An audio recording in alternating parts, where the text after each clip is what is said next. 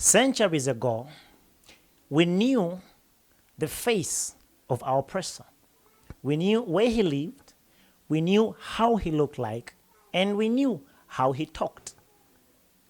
But now we are living in a dispensation where the oppressor lives among us, looks like us, talks like us, and looks like one of us. There is a group of brethren, people of African descent, on the continent and then the diaspora, that have sold out the birthright of the African people to the oppressor in exchange for some milk and bread. There are people that have given themselves away to be used as instruments of neocolonialism. You see, now the colonialism that we are facing is very sophisticated. We have to use discernment to understand exactly how to engage our enemies or our oppressors. Because now they have masqueraded, they have molted. Now the oppressor stands behind Africans and incites Africans to fight Africans.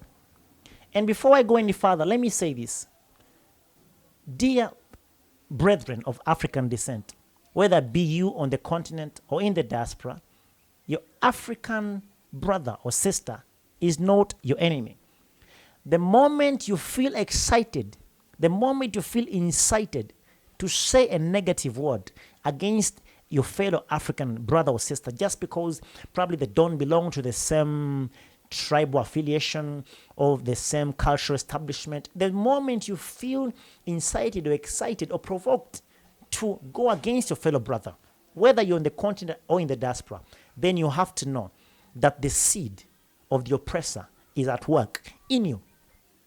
Because for how long are we going to fight each other? Right now we are a house divided, and the Holy Scriptures tell us that any house that is divided, any kingdom that is divided cannot stand. If we are divided, we cannot stand. We cannot stand to build together. Even worse, we cannot stand up against our common oppressor. We keep crying. We are craving for liberation. We are craving for political freedom. We are craving for economic freedom. We are craving for social and cultural freedom. But then that will remain a dream far away, a pie in the sky, if we are always fighting each other. You know, we cannot seem to get this thing together. We cannot seem to understand that the divisions among us are by design. They are deliberate and they are targeted. Look at the civil wars that are happening all over Africa. Look at the black on black crime in the diaspora, whether in Europe or the Americas. Look at how police officers, black police officers, handle, they aggressively assault brethren. This is not to say that they're trying to do their job. No. It is because the seed of the oppressor is at work in them. And I tell you, brethren, you are first an African before you are anything else.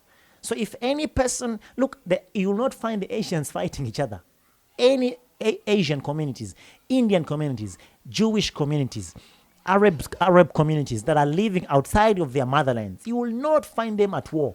Why? Because they have understood the secret of sticking together. They have understood that if anything is to be achieved, there is strength in unity. There is strength in numbers. There is power in unity. So I would like to admonish us, to beseech us all over the world that are watching this broadcast. Please do not give yourself to the oppressor as an instrument to oppress your fellow brother, as an instrument to oppress your fellow sister, just because you're being given a bit of milk and bread.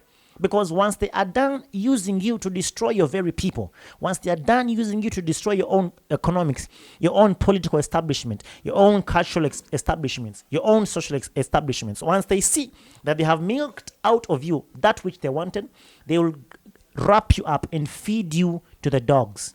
Yes, that's what they do. How did Thomas Sankara lose his life?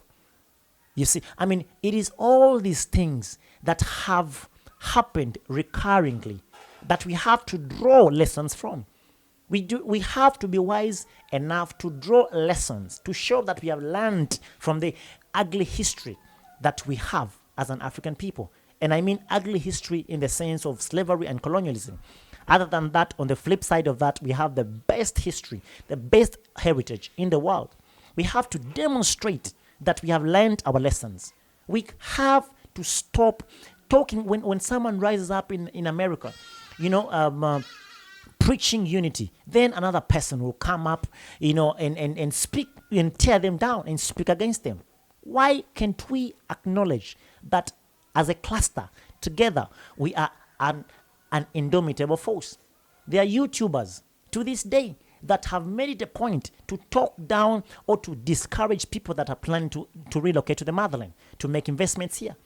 There are people that have good followings. Instead of using their followings to bring our people together, to encourage our people to work together, to do joint economics, to see how to progressively and gradually unify our global African family. Instead, they are using their millions of followers to tear down our continent, to discourage and break the hearts of our people that are looking to do something on the motherland or that are looking to get together. How long shall we be victims of the same propaganda that was responsible for the fall of our great African empire?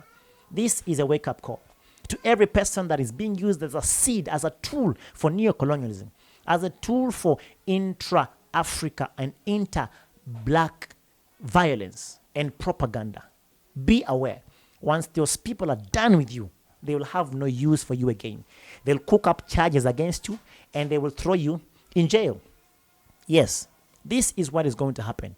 And until we demonstrate that we have learned from the history, until we understand that we are better off together than better off divided, we are going to keep running in circles. And we are going to live a life that is full of regrets, that is full of complaint, that is full of anger, dissatisfaction, disillusionment, embarrassment, if we do not demonstrate that we have learned from the history.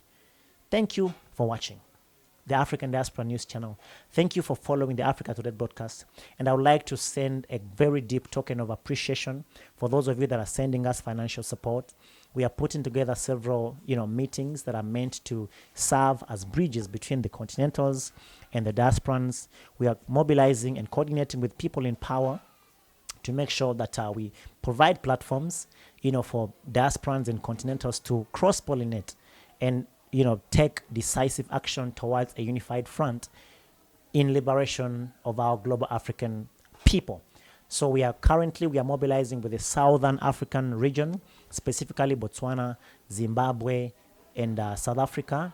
And in the East African region, we are mobilizing with Tanzania, Kenya, and Uganda. So your financial support is helping us to coordinate these different engagements, and we surely